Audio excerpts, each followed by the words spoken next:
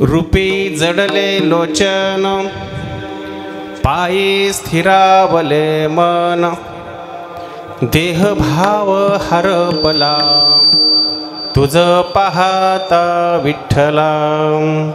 कळो नये सुख दुःख, तहान हरपली भूक, देह भाव हरपला, तुझ पाहता विठ्ठला.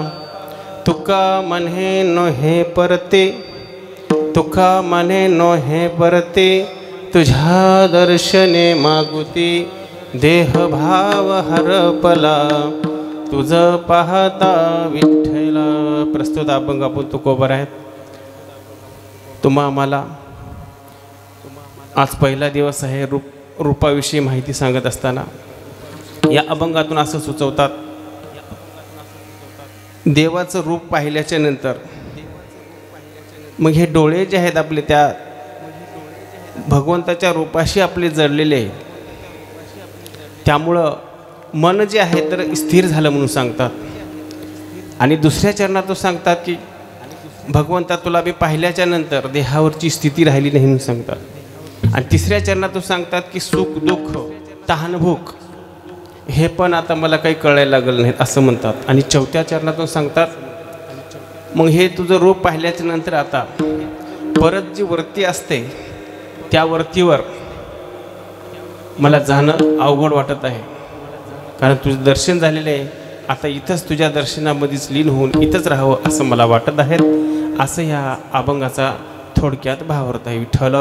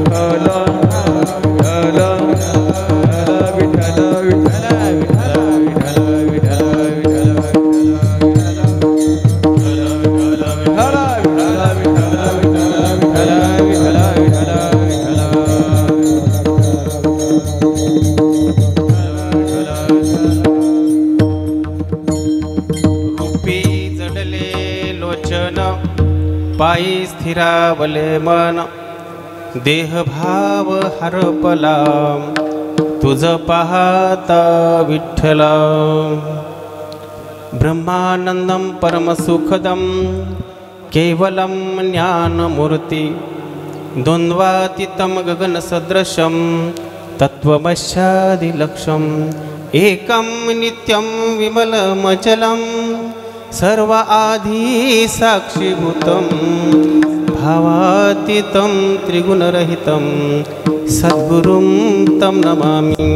ओम नमो जियाद्या वेद प्रतिपाद्या, जय जय स्वसंवेद्या आत्मरूपा, देवा तुझी गणेशू सकलार्थमती प्रकाशू, म्हणे निवृत्ती दासू अवधारी जोजी, जयांचे केल्या स्मरण होय सकळ विद्येचे अधिकरण, ते जीवन श्री चरण ते नमस्कारो नियता. पांडुरंगा करू प्रथम नमन, पांडुरंगा करू प्रथम नमन, दुसरे चरणा संताचिया,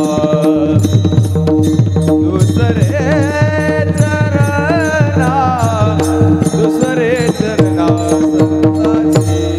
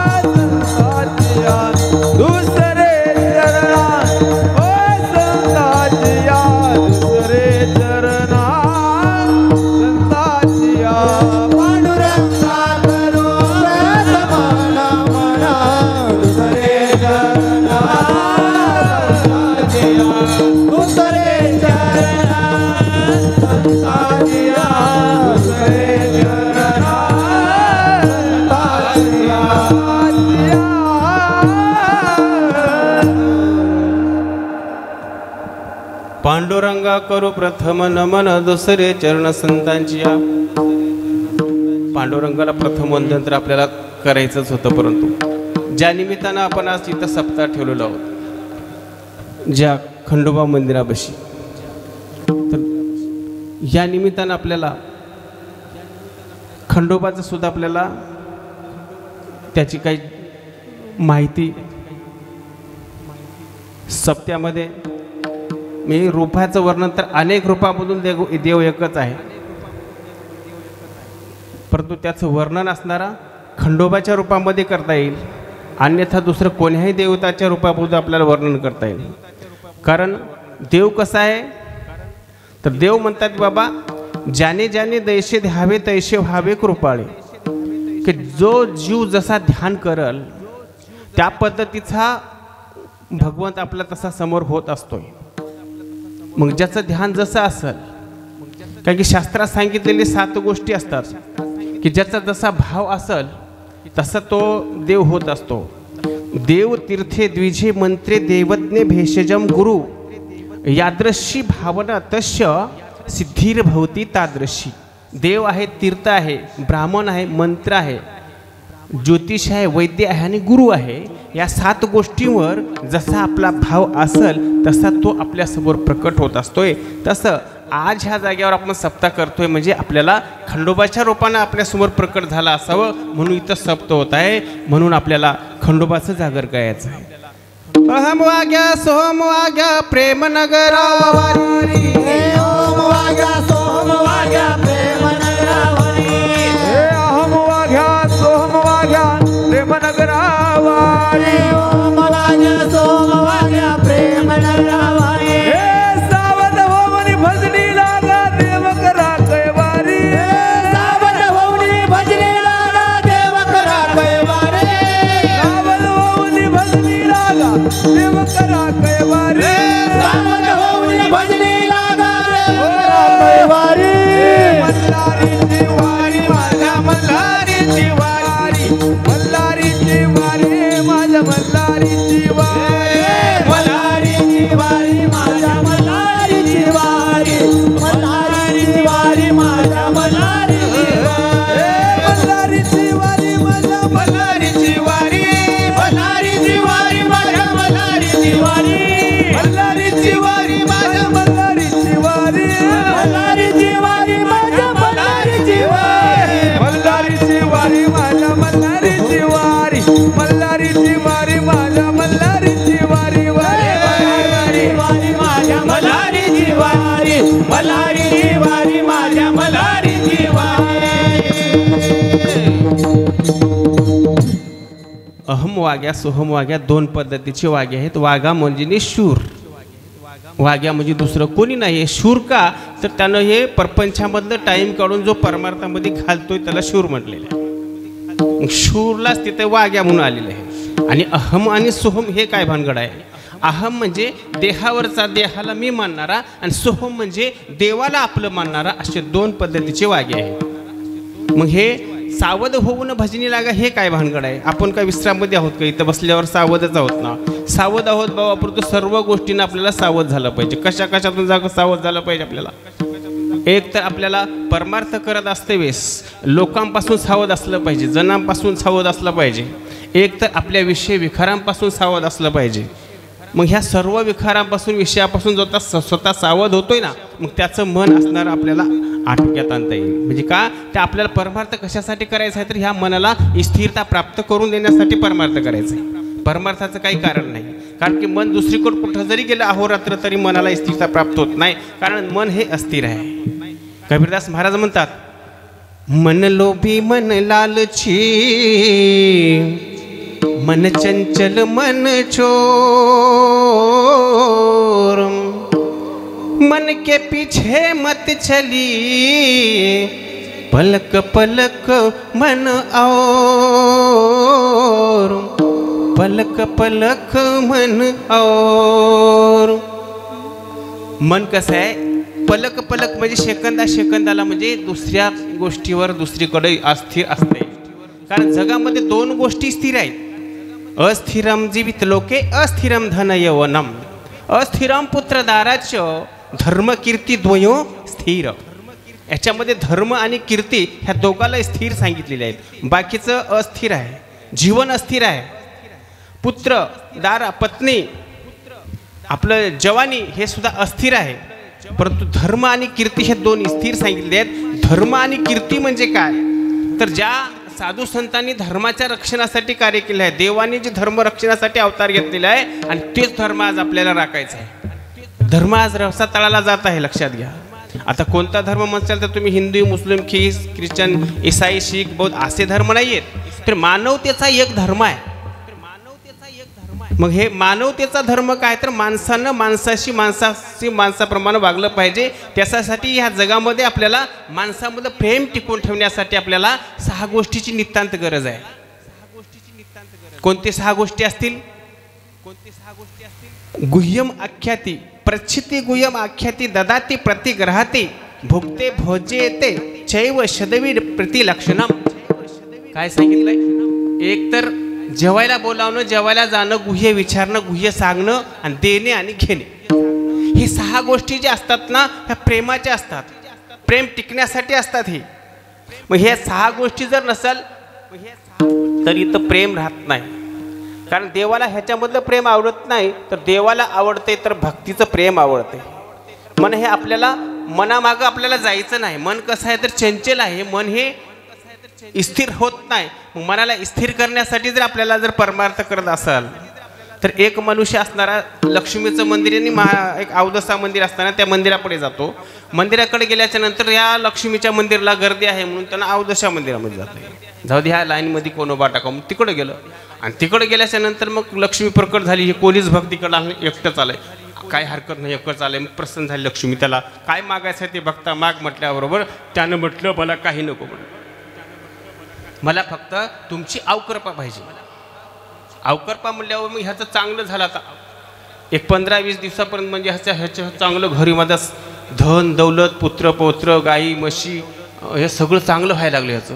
आणि ह्याच्या शेजारच्याला वाटायला लागलं ह्याचं चांगलं कसं काय झालं. म्हणलं काही नाही रे म्हणलं. त्यानं त्या अवदशा मंदिरामध्ये गेलो म्हणलं.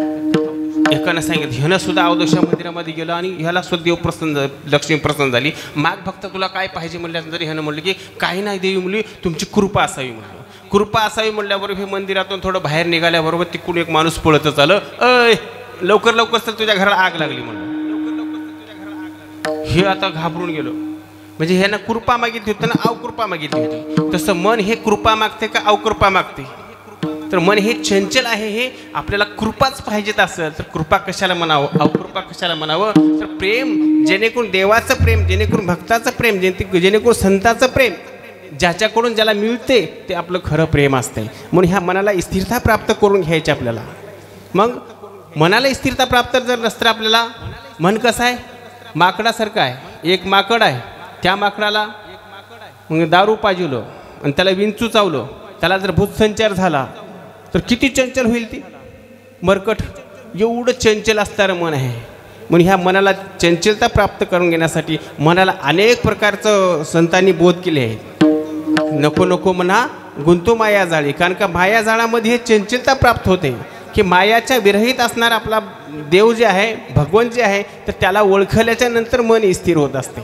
म्हणून संत सांगितले बाबा हे म्हणजे मनोमार्गे गेला तो तेथेची मुकला, हरिपाठी स्थिरावला तोची धन्य. मनाच्या मार्गाने आपल्याला जायचं नसते. मन हे कुठेही चंचल आहे, ते ओढून येत असते. म्हणून मन चंचळ चपळ, मन चंचळ चपळ, मन चंचळ चपळ,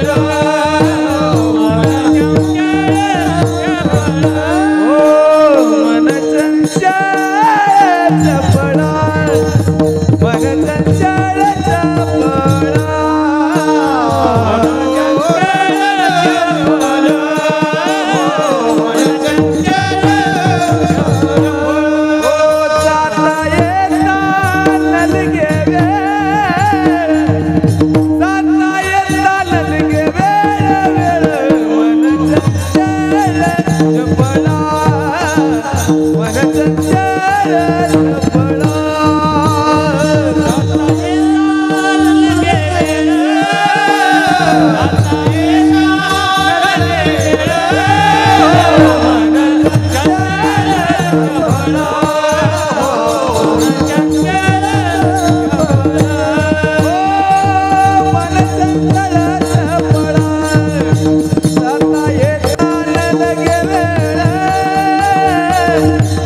येता न लगे वेळा जाता येता न लगे वेळा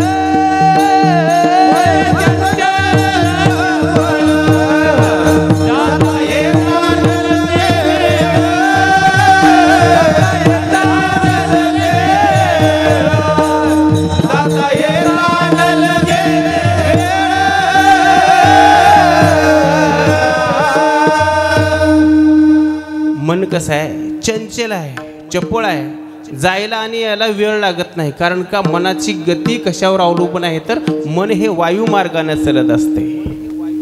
मन हे वायुमार्गाने चालत असते. मन हे कुठं आहे तर इंद्रियांच्या पलीकडं मन आहे, मनाच्या पलीकडं बुद्धी आहे आणि बुद्धीच्या पलीकडं असणारा परमात्मा आहे.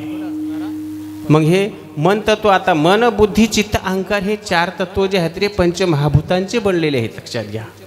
मन हे वायू तत्वापासून बनलेले आहे, बुद्धी हे तेज तत्वापासून बनलेले आहे आणि चित्त हे आकाश तत्वापासून बनलेले आहे आणि अहंकार जे आहे तर पाणी आणि माती हे दोन्हीचं मिक्स मिळून हे पंचमहाभूतांचं अंतःकरण इंद्रिय पंचक बनलेले आहे.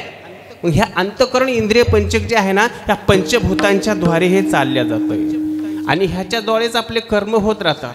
तुम्ही देवासाठी करता, कशासाठी करता, का व्यवहारासाठी करता, का पुण्याचे करता, का पापाचे करता, हे कर्म करणारे आपले अंतःकरण इंद्रिय पंचक आहेत. लक्षात घ्या. म्हणून संतांनी म्हणले बा मन हे मोगरा हरपुनी ईश्वरा पुनरपी संसारा येणं नाही. हे मन आपल्याला देवाला द्यायचं आहे. कारण का हे तन कोणाचं आहे, ते तन तन मन धन हे देवाचं आहे. पंचप्रण सांगितलेले आहेत. हे प्रण हे देवाचं आहे. तन देवाचं असल्याच्या नंतर मन कोणाचं राहणार आहे, मनही त्याचंच राहणार आहे. बरं, हे तन जर देवाचं असल्या तनाने केलेले जर इन्कम काही कष्ट करून मेहनत करून काही कमाई जर झाली असती तरी हाताने केलेली हे कोणाचं राहणार आहे, धन धन पण त्याचंच राहणार आहे. कारण का शरीरच त्याचं आहे. तर हे तन मन धन आपलं कुठं आहे. म्हणून ह्या तन मन धनाचा आपल्याला अभिमान अजिबात करायचा नाही. म्हणून इथलं मन सांगायचं होतं मन की मनाचे 3 दोष आहेत, मल विक्षेप आणि आवरण. तर मनाचं मलदोष म्हणजे काय, पापाची वासना. आता पापाची वासना म्हणजे ह्या डोळ्यानं आपण पाहतोय, ह्या डोळ्यानं आपण जे पाहतोय तर पापाचं पाहतो का वासना करतो, का शुद्ध वासना करतो का अशुद्ध करतोय, ह्या डोळ्यावर अवलंबून आहे. म्हणून पापाची वासना नको दाऊ डोळा त्याहून आंधळा बरा देवा. ते त्याच्यापेक्षा पापाची वासना पाहण्यापेक्षा आंधळं केलेलं बरं, असं तुकोबाराय म्हणतात ना. मग ह्यात पापाचे प्रकार तर अनेक आहेत. आता कायिक पाप, वाचिक पाप, मानसिक पाप. आता एकदा पाप झालं हे मनाच्या मार्गाने चालणार आहेत इंद्रिय, मग हे चालणार आहेत पाप आहे. आता मल झालं, मल विक्षेप, मल दोष कशानं जातोय तर भक्तीने जातोय. भक्ती करावं लागतंय. भक्ती केल्याच्या नंतर मल दोष जातोय, पण भक्तीच्या मार्गाला लागल्यावर एक एक पायरी चढली पाहिजे. त्याच स्थितीमध्ये राहू नये आपण. भक्ती हे 9 प्रकारचे आहे. श्रवणम कीर्तनम विष्णू स्मरणम पादसेवनम अर्चनम वंदनम दास्यम सख्यमात्मनिवेदनम. म्हणजे भक्ती हे 9 प्रकारचे आहे. परंतु ज्याने भक्तीचा जिव्हाळा आणि तोची दैवाचा पुतळा असेल. मग जो भक्ती नवविध भक्ती जो करल तर तो दैवाचा पुतळा असेल आणि त्या भक्तीनं आपलं मलदोष जात आहे. आता विक्षेप दोष आहे चंचलता. चंचलता दोष कशाने जातोय. आता हे वैराग्य प्राप्त पाहिजे, वैराग्यानं जातो. वैराग्य उगं येत नाही. कारण का खरं खोटं निवाडा करताना आपल्याला शास्त्रग्रंथ आपला आत्मा अनुभूती झालं तर ते खरं खोटं कळल्यावर जात आहे. आपल्याला माहीत आहे जे विषय रांधली रस सोय तै जेवणारा ठाऊई होय तै तो ताटची सांडून जायची. या परी माहीत आहे आपल्याला त्याच्यामध्ये विष आहे त्या अन्नामध्ये. आता खाऊ शकता का आपण, नाही खाऊ शकत. मग हे विष असताना आपल्याला खायचं नाही ते आपल्याला कळालेलं आहे. तसं सार आसार गोष्ट जोपर्यंत आपल्याला कळत नाही आणि त्याचा विचार जोपर्यंत आपण करत नाही तोपर्यंत मनाची चंचलता जात नाही. पण त्याच्या पाठीमागं वैराग्य पाहिजे.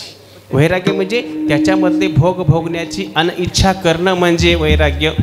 इहलोक असेल, परलोक असेल, सुख असेल, दुःख असेल, निंदा असेल, स्तुती असेल, पाप असेल, पुण्य असेल, हे द्वंद्वातीत झाल्याच्या नंतर आपल्याकडं वैराग्य येते.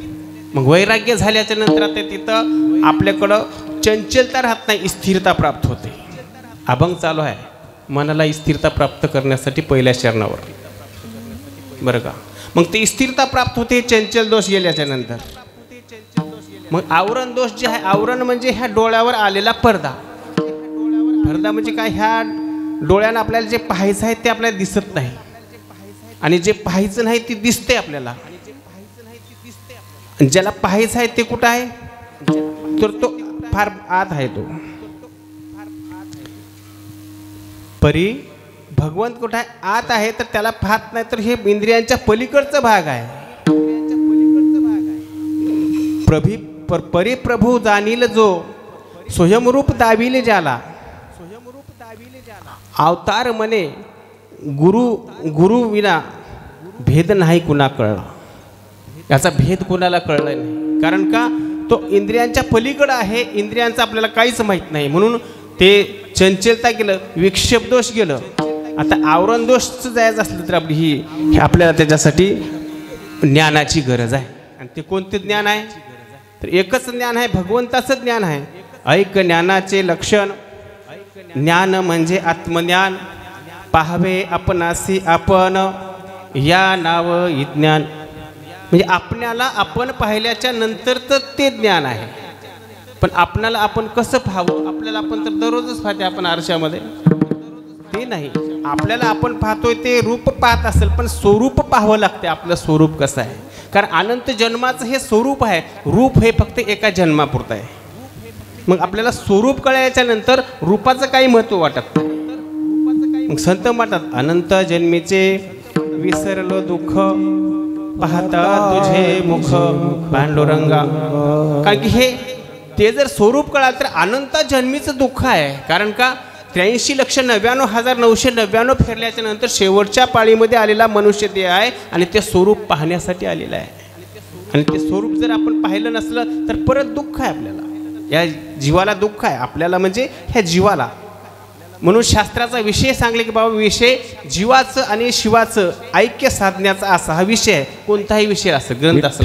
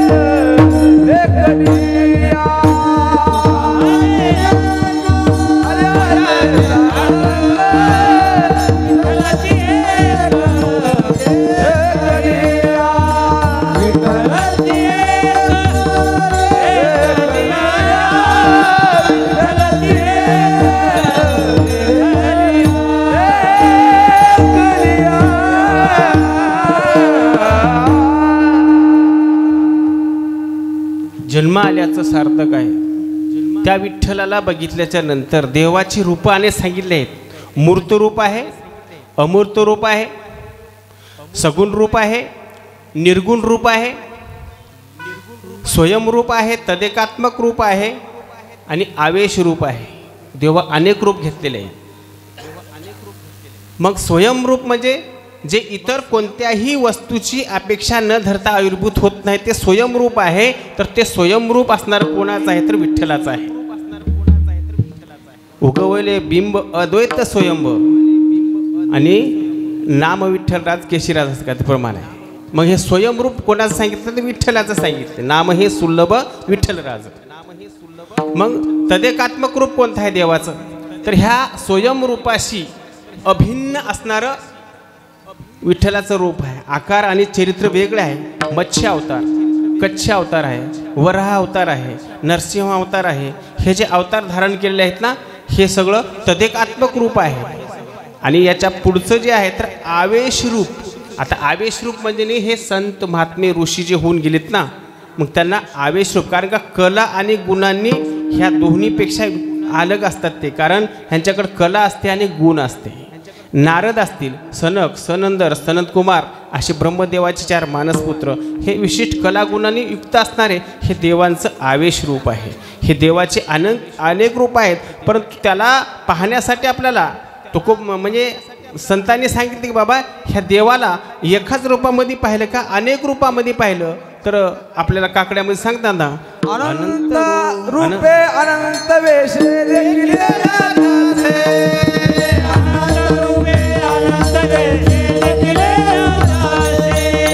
अनंत रूपे अनंत वेशे देखील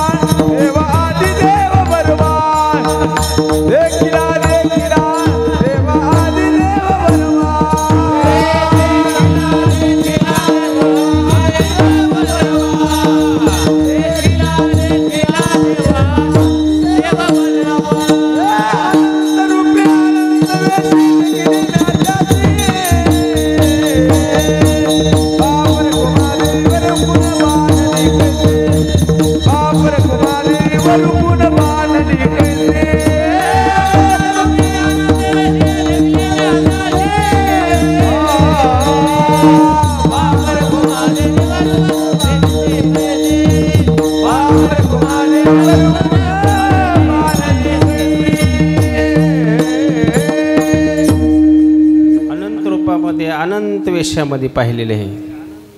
देव अनंत रूपाचा अनंत वेशेचा आहे. तर जसं आपण माणसं सुद्धा आपण अनंत रूपाच्या अनंत वेशेचे आहोत का नाही बघा. एकसारखं माणूस नाहीच ना, कुठंतरी सापडते समजा, पण तो माणसाच्या चेहऱ्यात तरी वेगळं, रंग तरी वेगळं, कुठं कशात तरी वेगळं आहे ना. तसं देव सुद्धा अनंत रूपामध्ये आहे. कारण ईश्वरे सर्वभूतेषु गुणाहा, सर्व भूतमात्रामध्ये भरून असलेला असा हा भगवंत आहे. विठ्ठल जळी स्थळी भरला, रिता ठाव नाही उरला. रिकामा असा कोणताच ठिकाण उरलं नाही, सर्व ठिकाणी भगवंत भरलेला आहे. आता आपल्याला भगवंत दिसत नाही, फक्त देवळात गेल्यावर आपल्याला देव दिसतोय का? देवळात गेल्यावर देव दिसाव का देऊळच देवामध्ये दिसाव हे प्रश्न आहे. कोणाला कसं दिसत असेल? तर सामान्य माणसांनी ह्या दर्शनाचं वर्णन केलेलं आहे की दर्शन हे प्रत्येकाला झालेलं आहे आणि होत आहे, परंतु त्याचं आपल्याला दर्शन व्हायलंय म्हणून आपल्याला त्याचा अनुभव नाही. तर त्या अनुभवासाठी आपल्याला संतांची गरज आहे, सद्गुरूची गरज आहे. हा देव आहे म्हणून दाखवणारा. आपण म्हणतोय तो हा विठ्ठल बरवा, आपण गायनामध्ये म्हणून जातो, पण तो हा विठ्ठल बरवा, तो म्हणजे भूतकाळातला आणि हा म्हणजे आत्ता वर्तमान काळातला. मग भूतकाळातला आणि वर्तमान काळातला अलग सांगितलं नाही. त्याला विठ्ठल म्हणा किंवा तुम्ही महादेव म्हणा, अजून काहीही म्हणा, परंतु हाच विठ्ठल आहे हे दर्शवण्यासाठी तो हा विठ्ठल बरवा असं वर्णन केलेलं आहे. मग जगद्गुरु तुकोबाराय तुम्ही आम्हाला म्हणतात, म्हणजे पार्वतीला महादेवानं सांगितलं होतं, श्रीकृष्ण भगवंताची कथा सांगितली की देवा तुम्ही कोणाचं ध्यान करत आहात म्हणताना, आत्ता हे नूतन बालक आता अवतार धारण केले आहे, छोटंसं बालक आहे, मी त्याच्या रूपाचं ध्यान करतोय आणि तो कसा आहे तर त्याचं वर्णन पार्वतीला महादेवानं सांगत आहे. असा हा बाळ आहे. बाळ सगुण गुणाचं तान, बाळ दिसतंय गोजीरवानं, त्याचं वर्णन केलं नाही का? सुंदर आणि सगुण आहे, ताना आहे आणि ते गोकुळामध्ये आहे, नंदाच्या घरी आहे. हे सर्व वर्णन त्याचं केल्याच्या नंतर राजस सुकुमार मदनाचा पुतळा, रवी शशिकळा लोपलिया, खूप वर्णन सांगितल्यानंतर पार्वतीला वाटलं की आपण जावं आणि त्या बाळाचं दर्शन घ्यावं. इतकी उत्सुकता निर्माण झाली, कारण का ते रूप ऐकल्याबरोबर. कारण का कान हे काय आहे तर आपलं कान हे चाडा आहे आणि ह्याच्यामधून पेरल्याच्या नंतर डोळ्यातून उगवलं पाहिजे कोणतीही गोष्ट. कानी जे पेरिले डोळा ते उगवले, व्यापक भरले विश्वतोची, एकनाथ महाराजच प्रमाणे. मग हे कानात पेरले डोळ्यानं उगवलं पाहिजे ना. आपण कानात किती जरी पेरलं तर डोळ्यानं उगवत नसेल त्याचा काही उपयोग आहे का? काही नाही. पण हे उगवलंच पाहिजे असं पार्वतीला वाटलं आणि तिनं एक सुंदर असं गोपिकेचं रूप घेऊन मग गेली गोकुळामध्ये. नंदराणीकडे जाऊन ती बाळ हातामध्ये मागितली, पाळण्यातलं बाळ हातात घेतल्यानंतर कडेवर घेतल्यानंतर स्तनाला लावल्यावर तिच्यात षडाननाची आठवण झाली. हे षडानंतर नसलना म्हणल्याच्या बरोबर पाहतोय उघडून तर काय श्रीकृष्ण, नंतर लावल्याच्या नंतर गजानंतर नसल म्हणल्या तर पाहतोय तर परत श्रीकृष्ण. मग तिला वाटलं बाबा मग देव आपला किती बोळा आहे. देव होया जैसा म्हणे तैसा तया, भोळे भाविक हे जुनाट चांगले होय तैसे केले भक्तिभावे. ह्या जुनाट लोकांसाठी ज्याचा भक्तिभाव जसा असेल तसा तो देव होतो. ह्या पार्वतीला समजलं देवा अवघे तूच हो येथे, की देवा हे तुझीच लीला आहे. आणि जसं म्हणाल तसं आपल्याला स्पर्श झाल्यानुसार ती पार्वती बोलत होते आणि तसं वाटलं होतं. आणि तुकोबारायांना सुद्धा ज्या दिवशी बाबाजी चैतन्याकडून म्हणलं हे दर्शन झालेलं होतं विठोबाचं, निर्गुण विठोबाचं दर्शन. 15 दिवसा माझी झाला साक्षात्कार, निर्गुण निराकार देव भेटला. निर्गुण निराकार देव तुकोबारायांना भेटला. ज्या दिवशी भेटला त्या दिवशी तुकोबारायांचे डोळे जे आहेत ना आता त्याच्यावर जळून होते, त्याच्यावर रोपे जळले. सदा माझे डोळे जड तुझी मूर्ती, रखुमाईच्या पती सोयरिया, गोड तुझे रूप गोड तुझे नाम, देही माझ प्रेम सर्व काळ प्रेम मागत आहेत, दुसरं काही नाही. कारण की हे रूप तुकोबारायांना आवडलं होतं म्हणून त्याने अनेक अभंग लिहिले. आवडे हे रूप गोजिरे सगुण, पाहता लोचन सुखावले, आता दृष्टी पुढे ऐसा चितूर आहे, जो मी तुझं पाहे पांडुरंगा. मग ह्या रूपावर जेव्हा तुकोबारायांचे डोळे झडले नाहीत ना, झडलेले होते, त्या रूपाला पाहावंसं वाटत होतं म्हणून तुकोबारा आपल्या अभंगाच्या पहिल्या चरणात